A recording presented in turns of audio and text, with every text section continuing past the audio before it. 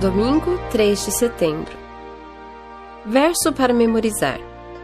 E vocês, senhores, façam o mesmo com os servos, deixando as ameaças, sabendo que o Senhor, tanto deles como de vocês, está nos céus e que Ele não trata as pessoas com parcialidade. Efésios 6, 9. Conselho aos filhos. Ouça Efésios 6, 1 a 3.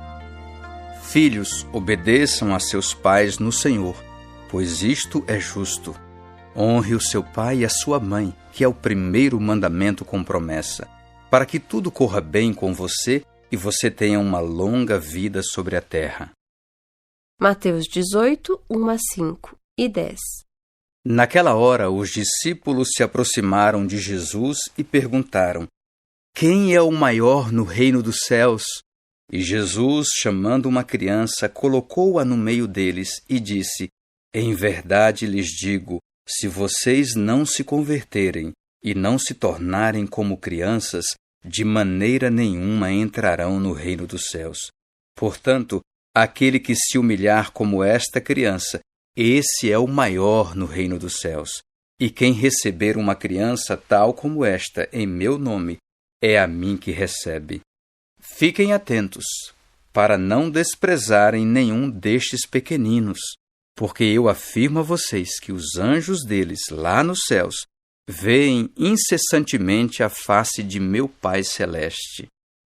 Marcos 10, 13 a 16. Então trouxeram algumas crianças a Jesus para que as abençoasse, mas os discípulos os repreendiam. Jesus, porém, vendo isto, indignou-se e disse-lhes: Deixem que os pequeninos venham a mim, não os impeçam, porque dos tais é o reino de Deus.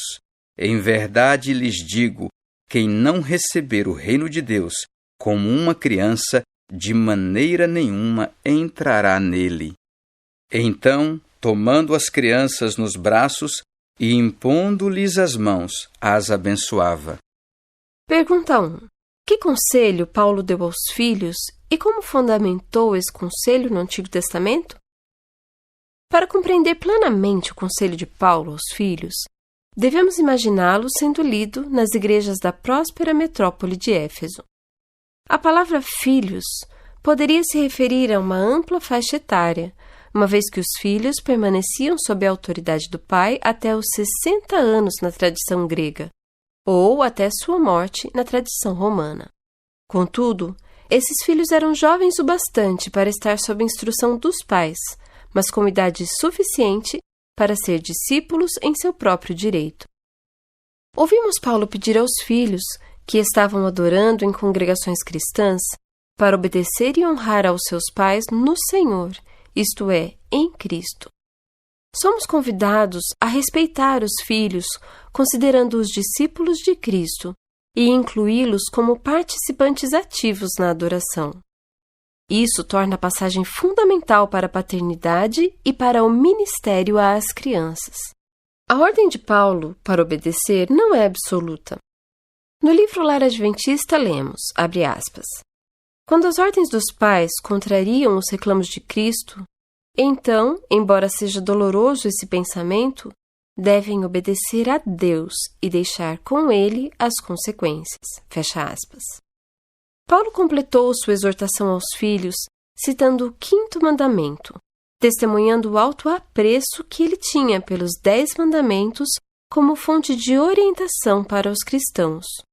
Ele começou a citação, honre o seu pai e a sua mãe, a interrompeu com um comentário editorial, que é o 1º mandamento com promessa, e então a finalizou, para que tudo corra bem com você e você tenha uma longa vida sobre a terra.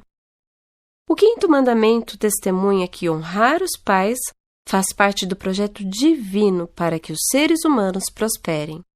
O respeito pelos pais, embora imperfeitos, ajuda a promover a saúde e o bem-estar.